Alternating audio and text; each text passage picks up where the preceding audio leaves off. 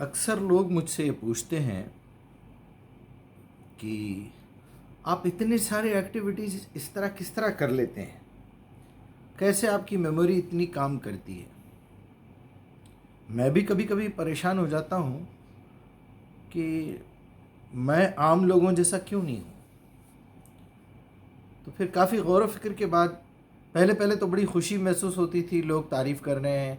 بچپن تھا، مما کے آفس جاتا تھا، 10-12 سال کی عمر میں نانا کے ساتھ بیٹھتا تھا شاعروں میں بڑے بڑے، تو یوں نانا نے غزل لکھی اور یوں میں نے یاد کر لی۔ اور بڑے بڑے شعراء آتے تھے، شاذ تمکنت، امیر احمد خسرو اور قتیل شفائی اور بڑے بڑے لوگ بھی آئے ہیں۔ تو ان کے فوراً جو ہے کاپی کر لینا، خمار بارہ بنکوی، سعید شہیدی اور سلیمان خطیب، سلیمان خطیب کی کاپی میں کرتا تھا اور پوری پوری غزل مجھے یاد ہو جاتی تھی۔ تو میں جو ہے بچپن میں ہی میری پڑنانی عربی ہم کو پڑھاتی تھی، وہ بھی تو غرض یہ کہ میں اس وقت تو تعریف سے خوش ہو جاتا تھا، پھر بعد میں نے محسوس کیا کہ دوسروں میں وہ چیز کیوں نہیں آ رہی ہے۔ پھر ایسا خیال آنے لگا کہ الحمدللہ میں دوسروں سے تو بہتر ہوں، اللہ کا شکر بھی ادا کیا۔ پھر ایک ہمدردی جیسی ہو گئی کہ آخر لوگوں میں ایسی باتیں کیوں نہیں ہیں، کیوں سب میری بات کو نہیں مانتے۔ پھر اللہ سے التجا کی کہ اللہ ان لوگوں کا بھی تو ذہن کھلے۔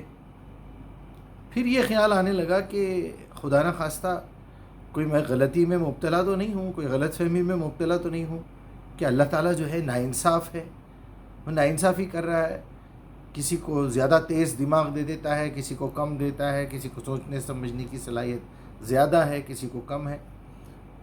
کسی حد تک قرآن سے میں مطمئن ہو گیا اس بات پہ کہ اللہ سبحانہ وتعالیٰ نے کسی کو کسی پہ فضیلت دی ہے، مطلب وہ پیسوں میں بھی ہو سکتی ہے، عمر میں بھی ہو سکتی ہے، خوبصورتی میں بھی ہو سکتی ہے، علم کے اعتبار سے بھی ہو سکتی ہے۔ اب جیسے یہاں ایک لڑکا جو ہے بادشاہ کے گھر میں پیدا ہو گیا، ایک لڑکی وہاں وہ یہاں کی مہارانی بن گئی، پرنسس ہے، وہ خوبصورتی میں بھی اچھی ہے، پیسے میں بھی اچھی ہے، تعلیم میں بھی اچھی ہے، ذہن بھی اچھا ہے۔ اور ایک لڑکی جو ہے اسی گھر میں کام کرنے والی خادمہ کے گھر میں پیدا ہوتی ہے، نہ وہ دیکھنے میں اچھی ہے، نہ وہ امیر ہے، نہ وہ اس کو پڑھا سکی، نہ تربیت دے سکی۔ تو اس کا مطلب یہ ہوا کہ یہ دنیا اسی طرح کی بنی ہوئی ہے، یہ عدل و انصاف کی بنیاد پہ بنائی ہوئی دنیا نہیں ہے، اور نہ ہی عدل و انصاف کی ترازو پہ چل رہی ہے۔ ہاں، جن چیزوں کو اللہ تعالیٰ نے اختیار نہیں دیا ہے، جو اللہ کے حکم سے چل رہے ہیں، وہ برابر ایکوریٹ ہیں۔ ویسا انصاف آپ کو پھر پوری کائنات میں نہیں ملے گا۔ سورج اپنی برابر چکر لگا رہا ہے، سورج کے اطراف تمام سیارے چکر لگا رہے ہیں، وہ پل بھر کے لیے، ایک مائکرو سیکنڈ کے لیے آگے پیچھے نہیں ہوتے۔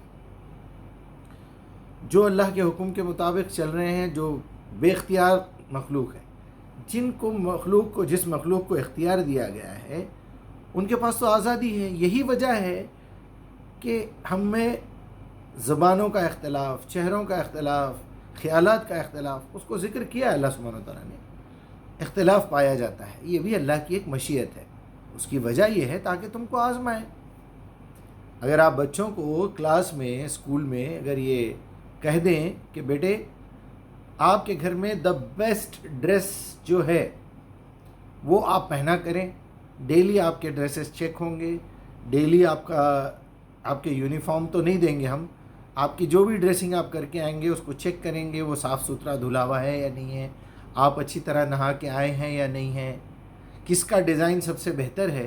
تو ظاہر بات ہے ہر بچہ جو ہے وہ ڈیلی کا یونیفارم پہننے کے بجائے وہ کوشش یہ کرے گا کہ ڈیلی نئے نئے ڈریسز سلوائے، ماں باپ کو تنگ کرے گا کہ ماما مجھے اچھا ڈریس چاہیے، مجھے پرائز لینا ہے، مجھے انعام لینا ہے کلاس میں۔ تو انعام تو اسی وقت ملے گا جب آپ اس کو آزادی دیں گے کچھ کرنے کی۔ یہاں ہر چیز پہ پابندی، ہر چیز پہ پابندی۔ لوگ یہ سمجھتے ہیں اللہ کے احکامات یہ ہم پہ بائی فورس ڈالے گئے ہیں۔ نو نو نو نو، ناٹ ایٹ آل۔ یہ غلط فہمی اپنے دل و دماغ سے نکال دیجئے، آپ پہ کوئی زبردستی نہیں ہے۔ من شاء یؤمن من شاء یکفر، فوراً چھوڑ دیجئے، اسلام چھوڑ دیجئے آپ۔ آپ قرآن پڑھنا چھوڑ دیجئے، قرآن سمجھنا چھوڑ دیجئے، قرآن کی دعوت چھوڑ دیجئے. یہ کام کر کون رہا ہے؟ آلریڈی چھوڑے ہوئے ہیں ہم تو قرآن کے ساتھ، اسلام کے ساتھ مذاق کر رہے ہیں. اب چونکہ ہمارے بڑوں نے بتایا نماز کو جانا ہے نہیں تو جہنم میں جائیں گے، چلے جا رہے ہیں. تجوید کے پیچھے اس قدر پڑے ہوئے ہیں کہ اللہ اکبر، آؤں آؤں آؤں آؤں. یہ کیا پاگل پن ہے؟ یہ ہماری زبان نہیں ہے. آپ کسی لینگویج کو اچھے طریقے سے پروناؤنس کرنا ایک اچھی بات ہے، لیکن اس سے پہلے آپ باپ کے حلق میں کوئی کھانا اٹک رہا ہے، بیٹے کو پکار کے پانی لاؤ، اگر وہ پانی لاؤ صحیح طریقے سے ادا نہیں کر پا رہا ہے کھانستے ہوئے، تو بیٹا بولے گا جب تک تم صحیح تجوید سے پانی لاؤ نہیں بولیں گے میں پانی نہیں دوں گا. پاگل پن نہیں ہے. ایک آدمی مریض ہے، اس کی زبان سے الفاظ نہیں نکل رہے، اس کو ہارٹ اٹیک ہوا ہے، ڈاکٹر بولے گا جب تک تم کلیئر ورڈز میں مجھے نہیں بولو گے کیا پرابلم ہے میں تمہارا علاج نہیں کروں گا، مر جائے گا انہیں. تو کیا آپ اللہ تعالیٰ کو ایسا سمجھ رہے ہیں کرنے سے جو ہے اللہ تعالیٰ آپ کی بات کو سن لے گا؟ جی نہیں. اللہ تعالیٰ آپ کے دل کے حالات جانتا ہے، آپ کی کیا غرض ہے. جو لوگ بول نہیں سکتے ان کی بھی سن رہا ہے وہ. موسیٰ علیہ السلام جیسی ہستی جس کا ذکر سب سے زیادہ قرآن میں ہے، وہ تتلے تھے، تتلاتے تھے، اسی لیے تو انہوں نے دعا کی. آپ دیکھ لیجئے کس میں ہے وہ، طٰہٰ میں میرے خیال میں ہے کہ رب اشرح لی صدری یسر لی امری واحلل عقدۃ من لسانی یفقہوا قولی، میری زبان کی گرہ کو کھول دے تاکہ لوگ میری بات کو سمجھ سکیں. تو غرض یہ ہے کہ آپ بالکل کسی چیز کے پابند نہیں ہیں، آپ کے اوپر بہت آزادی ہے، آپ جو چاہیں کھائیں، جیسا چاہیں جئیں، لیکن خلق الموت والحیات لیبلوکم ایکم احسن عملا. ہر شخص کو یہ دیکھا جائے گا کہ جتنا علم آپ کو دیا گیا، جس ماحول میں آپ کو پیدا کیا گیا، جتنی صلاحیت آپ کو دی گئی ہے، آپ کے پاس بڑے اختیارات ہیں. لوگ زبردستی جو ہے میرے اوپر الزام لگا دیتے ہم آپ کے جیسا نہیں کر سکتے، کیونکہ آپ نے اپنی زندگی کا وقت ضائع کیا ہے اور ابھی بھی کر رہے ہیں. ذرا اکیلے میں آئینے کے سامنے ٹھہریے یا ایک سجدہ ریز ہو کے اللہ کے سامنے سجدہ کر کے یہ اللہ کے سامنے گڑ گڑائیے کہ اللہ کیا واقعی میں نے اپنا ٹائم خراب کیا ہے؟ بچپن میں خراب کیا، اسکول میں خراب کیا، کالج میں خراب کیا، جاب پہ خراب کیا، پیسے کے پیچھے بھاگتے رہا پاگلوں کی طرح، کبھی دین کی طرف مڑ کے نہیں دیکھا. الحمدللہ میں آج بھی ایک اچھا سنگر ہوں، میں آج بھی ایک اچھا ٹیکنیشین ہوں، اچھا انجینئر ہوں، میں پوری فیملی کی ذمہ داری اٹھا رہا ہوں. مجھے قرآن کی بے شمار آیات یاد ہیں، مجھے نبی صلی اللہ علیہ وسلم کی زندگی کا ایک ایک پہلو الحمدللہ یاد ہے. میں لوگوں کو دعوت دے رہا ہوں، میں اپنا پیوریفیکیشن کر رہا ہوں، لوگوں کا پیوریفیکیشن کرنے کی کوشش کر رہا ہوں، میں اپنا پیغام، اللہ کا پیغام دوسروں تک پہنچاتا ہوں، سارے کام کر رہا ہوں. آپ صرف کام چوری کے لیے، بچنے کے لیے، جی نہیں وہ صحابہ تھے کر لیے، وہ محمد الرسول اللہ تھے کر لیے. ارے بھائی صاحب جتنی فیسلٹی آپ کو ملی محمد الرسول اللہ کو نہیں ملی. آپ کے والد زندہ ہے، نبی کے والد زندہ نہیں تھے. آپ کی والدہ نے آپ کو دودھ پلایا، نبی کی والدہ نے نہیں پلایا.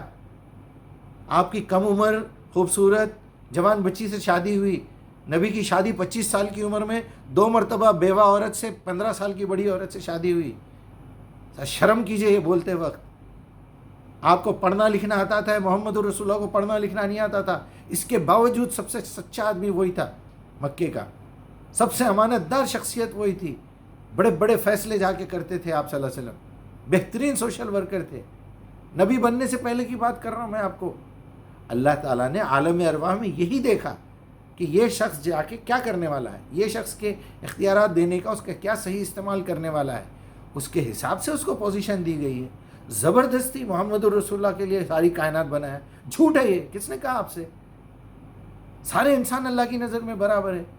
کہ اللہ کی کوئی رشتہ داری ہے محمد الرسول اللہ سے؟ کیوں آدم سے کیوں نہیں ہے، ابراہیم سے کیوں نہیں ہے؟ وہ تو دوست ہے بولے نا، ابراہیم خلیل اللہ، موسیٰ کلیم اللہ. یہ بکواس کرنا چھوڑ دیجئے، یہ بیکار کی باتیں. اللہ معاف کرے بھائی، مجھے اتنا تکلیف ہوتی ہے اللہ کے بارے میں، قرآن کے بارے میں. محمد الرسول اللہ کی شان گرانے والے لوگ ہیں یہ. آپ کا سایہ نہیں پڑتا تھا، آپ کا یہ نہیں ہوتا تھا، آپ کا یعنی آپ یہ ثابت کرنا چاہ رہے ہیں کہ رسول اللہ کی کوئی خاصیت نہیں ہے، صرف اللہ جو دے دیا دے دیا، اللہ نے بنایا سارے. نہیں، ہمارے محمد الرسول اللہ کے اندر وہ کوالٹی تھی، اس لیے اللہ تعالیٰ نے محمد الرسول اللہ کو پوزیشن دی ہے. یہ میرے نبی کی شان ہے، بغیر والد، والدہ کی موجودگی نہیں ہے، 6 سال کی عمر میں یتیم بچہ دادا نے پالا، پھر 12 سال کی عمر میں دادا کا بھی انتقال، پھر چچا نے پالا، لوگوں کی بکریاں چرائی آپ نے، ریوڑ چلائے سب کے، محنت کی ہے، 2 پتھر باندھ کے جنگ خندق میں کھدائی کی ہے، آپ صلی اللہ علیہ وسلم کے دانت شہید ہو گئے، آپ کا سر پھٹ گیا، اتنی تکلیفیں اٹھا کے نبی صلی اللہ علیہ وسلم نے، آپ ایک عورت کو برداشت نہیں کر سکتے، اللہ تعالیٰ نے 11 شادیاں کر کے بتایا نبی کی، دیکھو اس طرح کی مینٹیلٹی کی عورت رہی تو اس کے ساتھ ایسا مینٹین کرنا، یہ ٹائپ کی رہی تو اس کے ساتھ ایسی رہنا، ایسا رہنا، فلاں قبیلے کی ہے، فلاں مذہب کی ہے تو اس کے ساتھ ایسا رہنا، آپ کہاں برداشت کر سکتے؟ نہیں کر سکتے، ایک نہیں برداشت کر سک رہے، ایک کے معاملے میں بھکاری بنے ہوئے ہیں، سودی کاروبار کرتے، جھوٹ بولتے، دنیا بھر کے لپا ڈوپی کرتے۔ ارے جس بارے میں اللہ تعالیٰ نے آپ کو اطمینان دلا دیا، بھائی روٹی کپڑا اور مکان کا انتظام میں کر دوں گا، ختم، اس کے بارے میں ٹینشن تم مت لو، ذلیل کر کے بول رہا کیا تم دیکھتے نہیں کیا یہ کیڑے مکوڑے، یہ جانور اپنا اناج اپنی پیٹھ پہ لے کے گھوم رہے ہیں، تم کو شرم نہیں آتی؟ اسی کے پیچھے لگے ہوئے ہیں، یعنی کروڑوں روپے جمع ہے مگر ہوس اور چاہیے اور چاہیے۔ یار ٹائم ملا ہے تو وہ پیسہ خرچہ کرو، دنیا میں لوگوں کے ساتھ بھلائی کرو، لوگوں تک اللہ کا پیغام پہنچائے، ان کی زندگیوں سے پریشانیوں کو نکالو، مصیبتوں کو نکالو، ان کے دماغ کے دل کے بوجھ کو ہلکا کرو۔ بڑی پیاری ڈریسنگ کرے ہوئے ہیں لیکن اندر دل میں کڑن ہے، نفرت ہے، شرک ہے، کفر بھرا ہوا ہے، زبان پہ نفاق ہے، وعدہ خلافی ہے۔ بڑے بڑے لوگوں کو دیکھ رہا ہوں میں، سوال کرتے جواب تک نہیں دے سکتے۔ میں جواب دیا پوری محنت کر کے، قرآن کی آیات ڈھونڈ کے بھیجا، اچھا بھائی آپ کا جواب ملا، شکریہ، مجھے شکریہ کی ضرورت نہیں ہے، لیکن آخری قسم کے بدتمیز لوگ ہیں، کیا بتاؤں میں آپ سے، اللہ معاف کرے بھائی، سدھر جائیے واللہ بہت مشکل ہے۔